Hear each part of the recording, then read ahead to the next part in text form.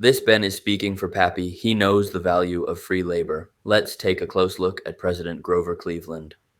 When Grover Cleveland returned to the White House in March of 1893, he did so as a rarity in American history, the only president to serve two non-consecutive terms. He came back older, heavier, and less patient, carrying not the optimism of a first election, but the grim resolve of a man convinced that duty mattered more than popularity. Cleveland was a throwback even in his own time. Born in 1837 in New Jersey and raised in modest circumstances, he believed government should be limited, honest, and restrained. He distrusted grand promises and moral crusades alike. To his supporters, he was a model of integrity. To his critics, a cold, inflexible figure who lacked compassion. Cleveland accepted both judgments with equal indifference. His second inauguration came at a terrible moment. Within weeks, the nation plunged into the panic of 1893, one of the worst economic depressions of the 19th century. Banks failed, railroads collapsed, millions were thrown out of work, breadlines formed in cities still drunk on the promise of industrial prosperity.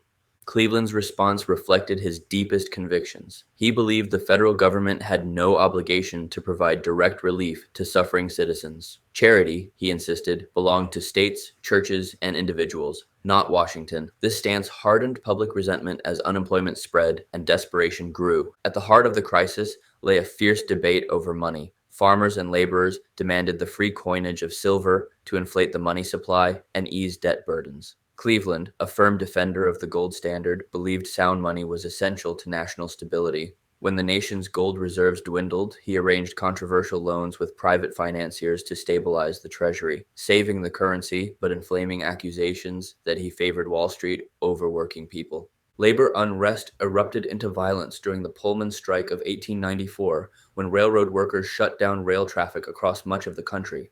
Cleveland responded decisively, sending federal troops to break the strike and keep the mails moving. The move restored order, but at the cost of bloodshed and further alienation from organized labor. Foreign affairs offered little relief. Cleveland resisted imperial ambitions, withdrawing a proposed treaty to annex Hawaii after learning that American planters had overthrown the Hawaiian monarchy. He believed the United States should not acquire territory through deception or force, a lonely position in an age moving steadily toward empire. Throughout his second term, Cleveland governed against the tide. His own Democratic Party fractured. A new populist movement surged, demanding economic reform and greater federal intervention. Cleveland stood firm, convinced that bending would mean betraying principle.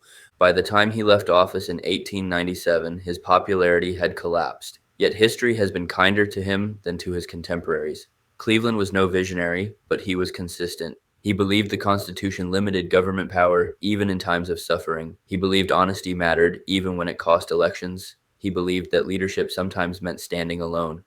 Grover Cleveland's second presidency was not a season of hope, still, of endurance, a stern reminder that integrity can be costly, and that principle, once chosen, rarely bends without breaking something else.